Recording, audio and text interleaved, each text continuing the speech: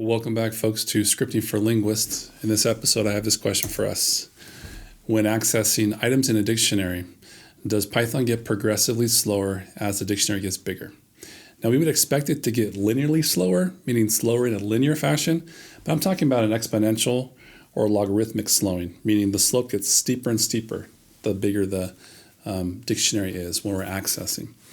The reason I asked this is because in a previous video, linked to above and below, I looked at insertion of items in a Python dictionary and found that it gets progressively slower, not just linearly slower, but progressively, meaning exponentially. Exponentially might not be the right word, but the slope gets steeper and steeper the more items you put into a dictionary. On the flip side, I'm curious to know if retrieving items out of a big dictionary gets slower and slower as the dictionary gets bigger and bigger, progressively slower.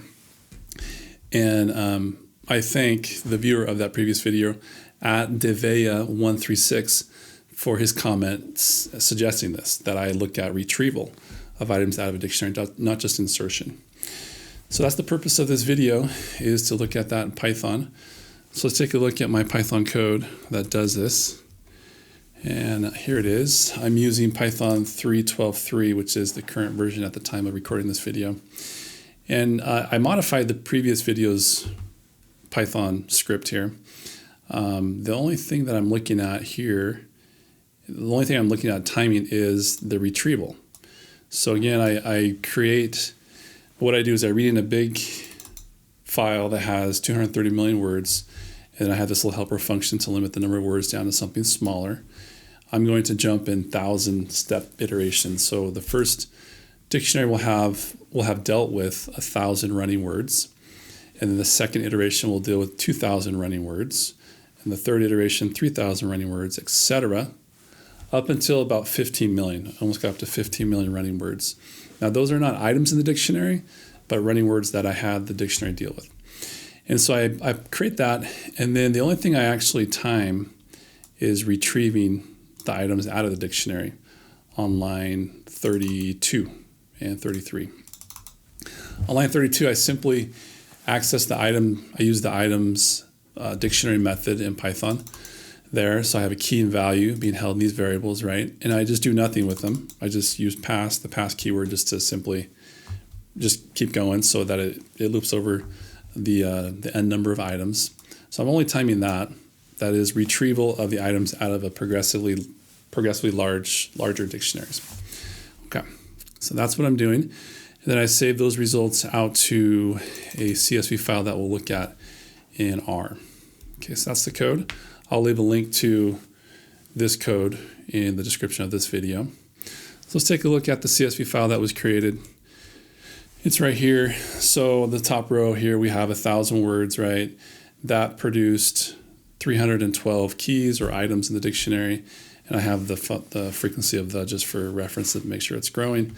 And then over on the right-hand side, we have the seconds in scientific notation. So this is 6.9 something something times 10 to the negative 6. So that means you move that decimal point 6 spots to the left, right?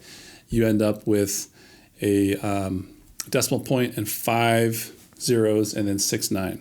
So just right under 7 microseconds. That is 7 millionths of a second is how long it took to retrieve those 312 items out of the dictionary.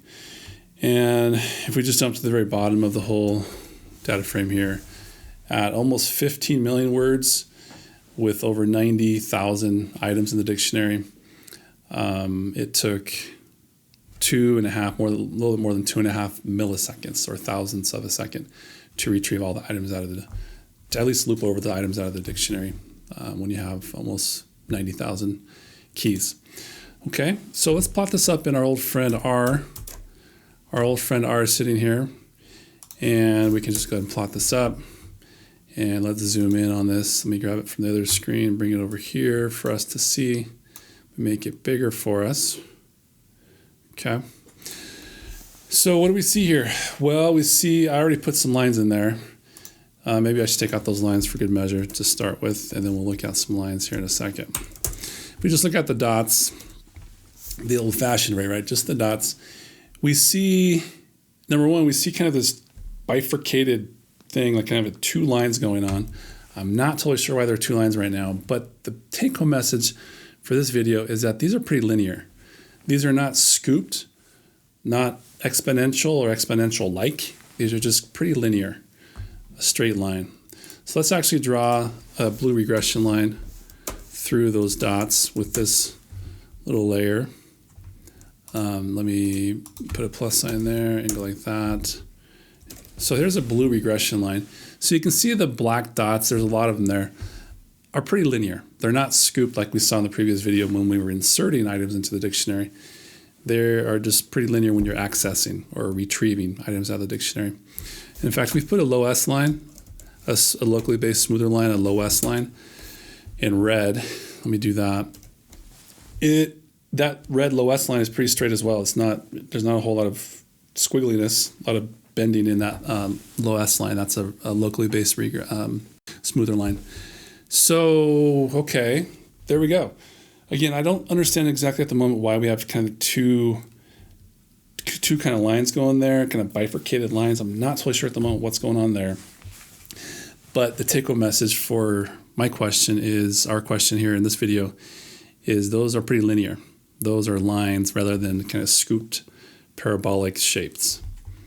Okay, so if we go back to our question, when accessing items in a dictionary, does Python get progressively slower as the dictionary gets bigger? Yes, but in a linear fashion, not in this kind of exponential or exponential-like logarithmic effect like we saw when we were inserting in the previous video. We actually are seeing a pretty linear time progression there.